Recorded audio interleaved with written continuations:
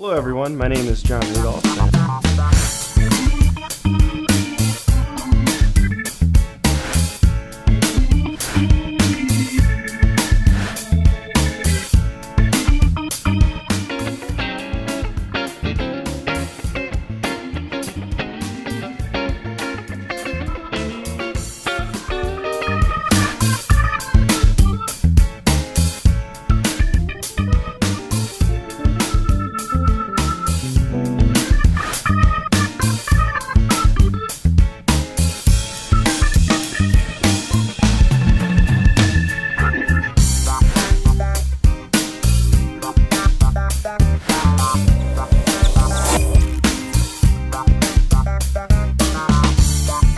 Hey everybody, it's Jon Rudolph from GuitarZoom, and I would like to show you a little lick today that I use all the time in my guitar playing. It takes a little bit of practice to get comfortable with it, but what doesn't? So here's how it goes.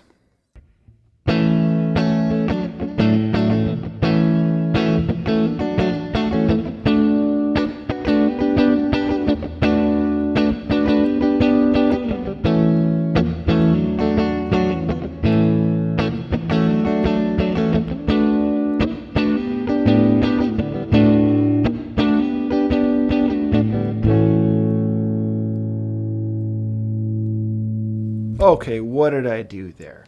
First of all, I started with an A chord, which you can grab the second fret, or grab strings 2, 3, and 4 behind the second fret with your first finger. We want to bar these. Now we're primarily concerned with those strings I just mentioned, 2, 3, and 4, although with this particular example being in the key of A, or we can use an A bass anyway, hitting that 5th string occasionally is not such a bad thing, okay?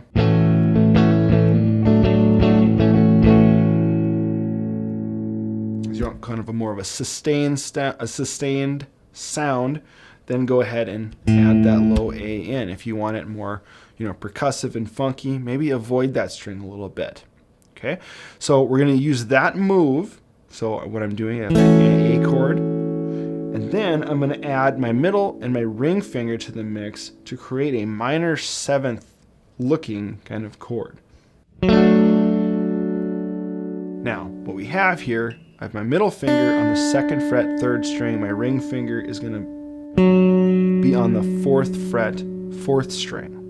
Okay, so I have 2, 2, 2, and then I'm going to have 4, 2, 3. So that's the tablature for this particular example. I have 2, 2, 2, and then I have 4, 2, 3.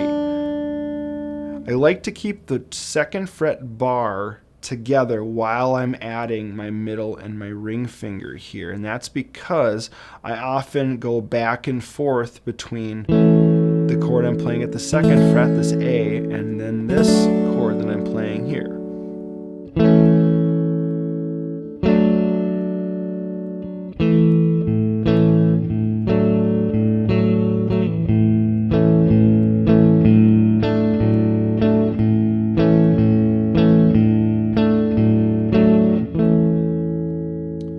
Takes a little getting used to, but I'm confident that with practice we can figure anything out, right?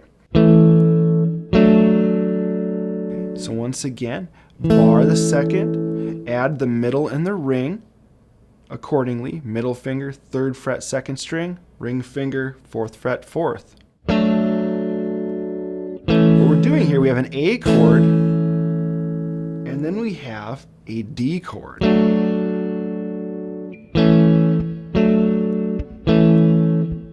Notice the similarity if I go to use my open chords, my A and my D.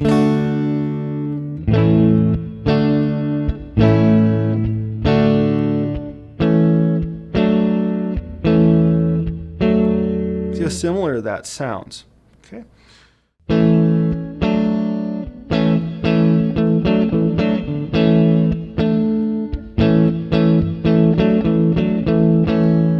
Notice as well, I'm trying to get my middle and my ring finger down at the same time, if I can. So you want those two fingers working as a team as you're holding down the second fret with your first finger.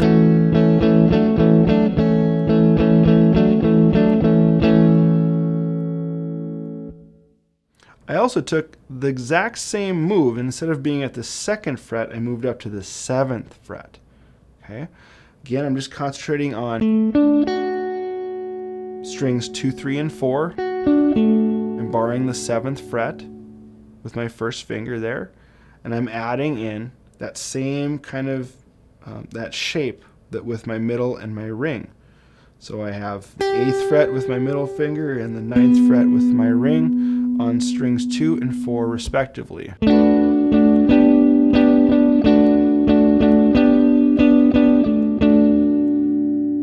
That way I'm grabbing a D chord up here, kind of comes from our D bar chord there, playing with our first finger instead, and then I'm adding in my ring and middle fingers, 9th fret on the 4th, 8th fret on the 2nd respectively. I have a D chord here, and this ends up being a G chord. Okay? So I like doing this when I don't want to do D to G like that, sort of cowboy chords. Nothing against those, I use them all the time. But sometimes I want,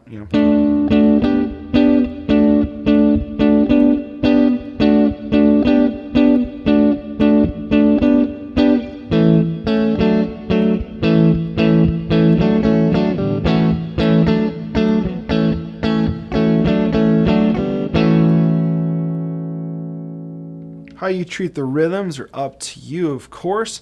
Make sure that they fit the song. Nice thing about this is that you're able to change between what's typically, like if we're in the key of A is your main chord or your tonic chord, right? And then D, turn my volume up, A and then D are the 1 chord and the 4 chord in the key of D. They're also sometimes found in like the key of E minor. We might find these 2 chords in there too. So you might have something that goes D, A, E minor in there too. Okay. And remember the other place we were was at 7th, up at the 7th fret, this D triad, and then a G triad, by adding the middle finger at the 8th fret 2nd, ring finger 9th fret 4th.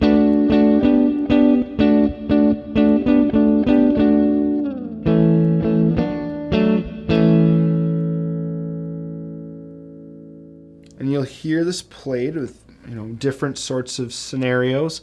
That was maybe more of something you might find in mainstream 70s rock, okay, 80s rock. But you can also find it in funk settings if you have like a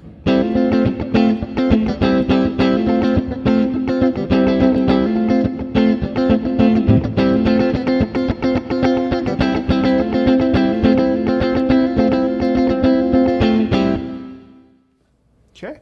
So I hope you decide to add this to your bag of tricks. It's always good to have a few new ideas that you can bring to the table, especially if you are, like a lot of us, you end up playing in a group or groups that tend to play a lot of the same songs, and so boredom can set in fairly readily if we're not diligent about trying to advance our playing and trying some new things out on the bandstand. So the next time you're encountered with an A to D chord change, give it a shot.